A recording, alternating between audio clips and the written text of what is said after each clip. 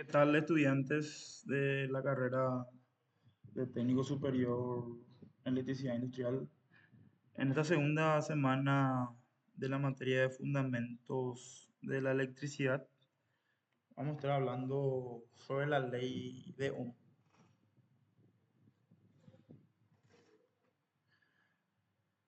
La ley de Ohm fue postulada por el físico y matemático alemán Georg Simon Ohm, de ahí el nombre de la ley de Ohm. Y es una ley básica de la electricidad. Sin la ley de Ohm no se podría realizar un análisis eh, de circuitos eléctricos. Para empezar, podemos decir que la ley de Ohm establece que la diferencia de potencial V que aparece entre los extremos de un conductor determinado es proporcional a la intensidad de corriente I que circula por el citado conductor. Ohm completó la ley introduciendo la noción de resistencia eléctrica, R, que es el factor de proporcionalidad que aparece en la relación entre V e I, o sea, entre la tensión y la corriente. Tenemos el triángulo básico de la ley de Ohm, que ya le había mostrado en la clase anterior. Como le dije, tiene que tener esto siempre en su memoria. Con este triángulo van a poder acordarse de las fórmulas básicas de la ley de Ohm, que es donde dice que la tensión es igual a la corriente por la resistencia, la corriente es igual a la tensión dividido la resistencia y la resistencia es igual a la tensión dividido la corriente. Vamos a hablar un poco de la corriente eléctrica nuevamente. Siempre que se mueven cargas eléctricas de igual signo, se establece una corriente eléctrica. Suponga que las cargas se mueven perpendiculares a una superficie de área A, como en la figura, como tenemos aquí. Carga en movimiento a través de un área A, la rapidez del tiempo a la cual la carga fluye a través del área se define como la corriente I. La corriente I y la dirección de la corriente es aquella en la cual la carga positiva fluyen cuando están libres de hacerlo. La corriente es la tasa a la cual fluye la carga por esta superficie. Si la variación de Q es la cantidad de carga que pasa por esta área en un intervalo de tiempo dado por delta T, la corriente promedio es igual a la carga que pasa por A por unidad de tiempo. Donde tenemos la fórmula que la corriente es eh, la variación o delta Q dividido delta T. Sería la variación de la carga dividido la variación eh, del tiempo. O dicho de otra manera, Q final menos Q inicial dividido T final menos T inicial. Si la tasa a la cual fluye la carga varía en el tiempo, la corriente también varía en el tiempo. Y definimos la corriente instantánea y como límite diferencial de la ecuación, en donde ya tenemos una derivada eh, donde la corriente I es igual a la diferencial de la carga dividido la diferencial del tiempo. Resistencia. Se le llama resistencia eléctrica a la mayor o menor oposición que tienen los electrones para desplazarse a través de un conductor. La unidad de resistencia en el sistema internacional es el ohm, que se representa con la letra griega omega, en honor al físico alemán Georg Ohm, quien descubrió el principio que ahora lleva su nombre, como habíamos mencionado anteriormente. El voltaje. El voltaje es la tensión eléctrica o diferencia de potencial, también denominada voltaje, ¿verdad? Que es una magnitud física que cuantifica la diferencia de potencial eléctrico entre dos puntos. También se la puede definir como el trabajo por unidad de carga ejercido por el campo eléctrico sobre una partícula cargada para moverla entre dos posiciones determinadas.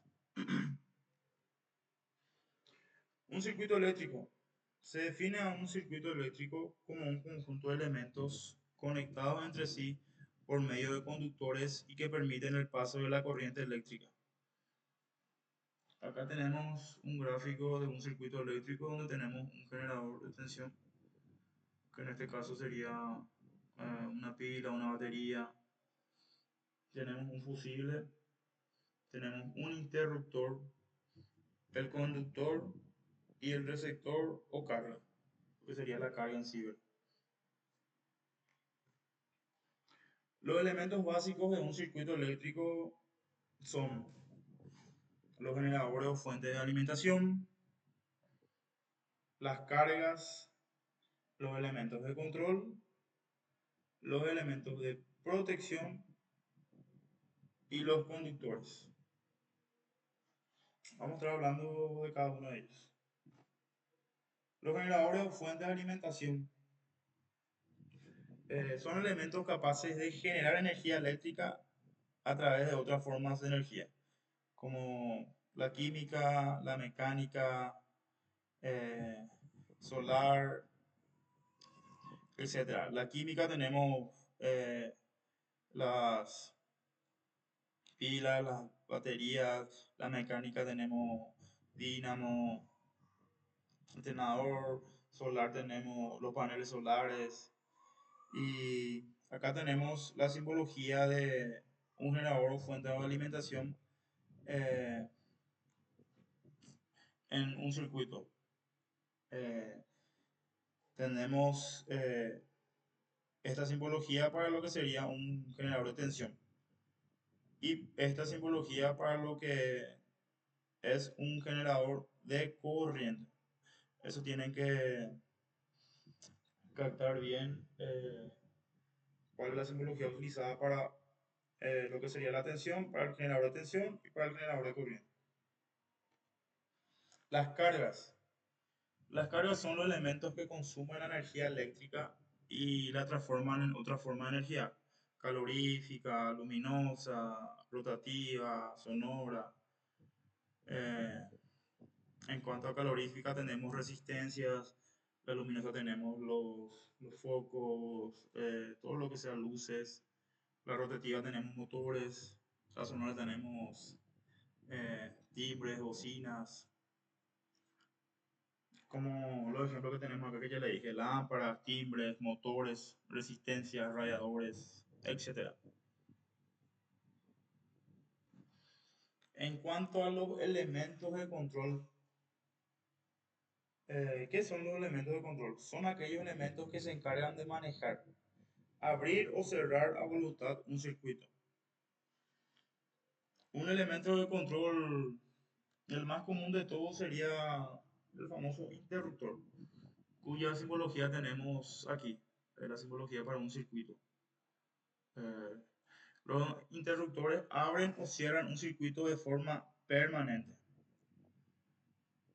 a diferencia de los pulsadores, que también son elementos de control, pero ellos abren o cierran un circuito de forma instantánea.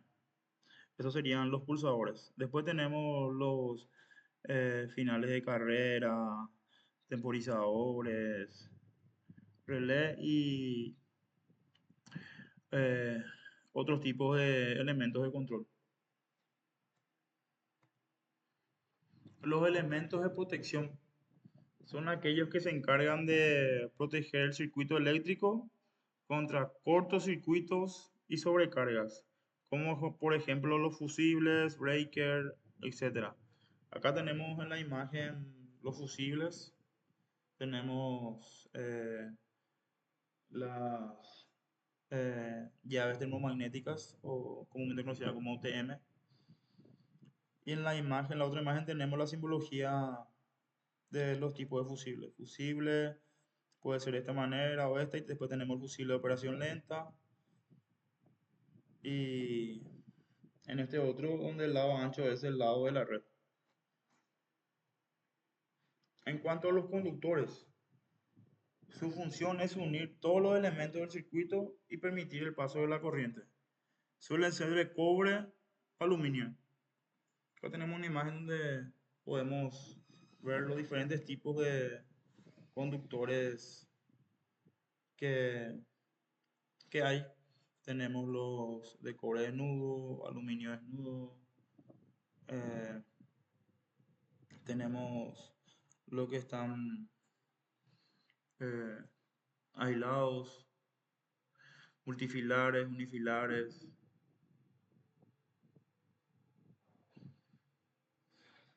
Acá en la imagen tienen bien detallado la mayoría de los tipos de conductores.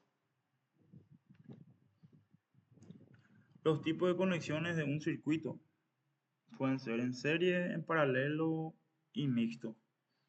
Esto vamos a ir viendo mejor eh, en las clases que vamos a ir teniendo más adelante. Vamos a ir analizando mejor. Acá le voy a dar un- una pequeña introducción de lo que sería cada tipo de circuito. Un circuito en serie. En un circuito en serie los elementos están conectados uno a continuación del otro, de forma que por todos ellos pase la misma intensidad de corriente. Acá tenemos la imagen, eh, lo que sería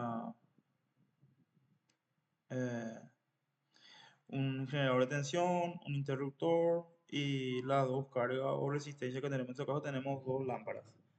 El circuito en un diagrama para análisis sería este. Tenemos el generador de tensión, tenemos el interruptor y tenemos las dos cargas que, como le dije, son lámparas y su simbología es esta.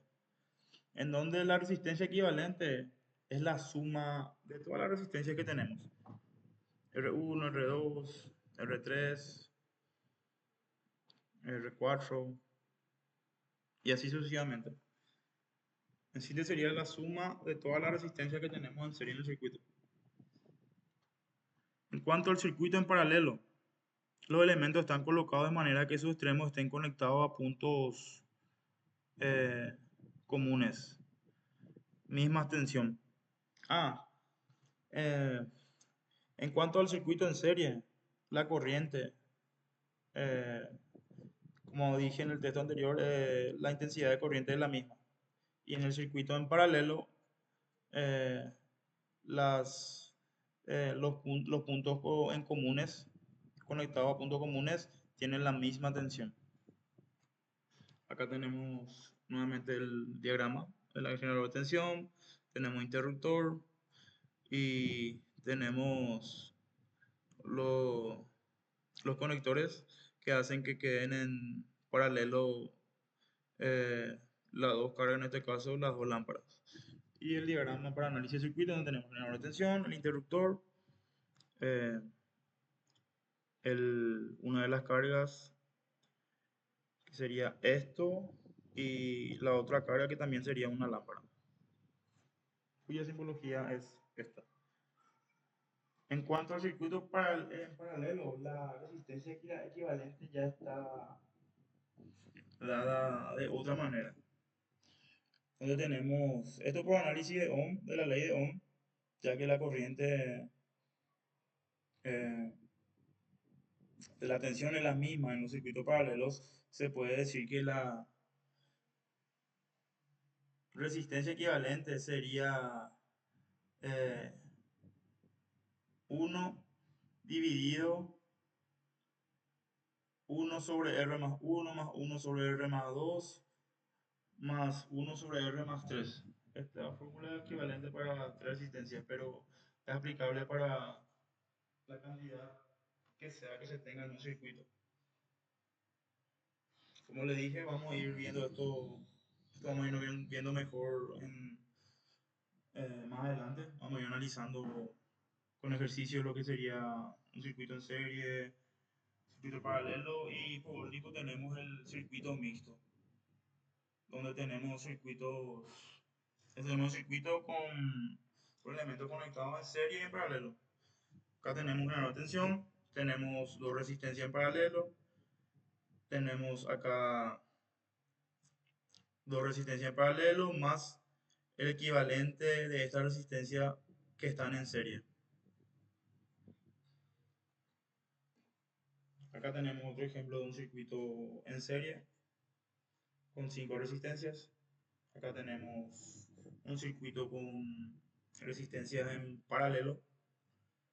Y por último lo de el circuito mixto, donde tenemos resistencias en serie y resistencia en paralelo a la vez.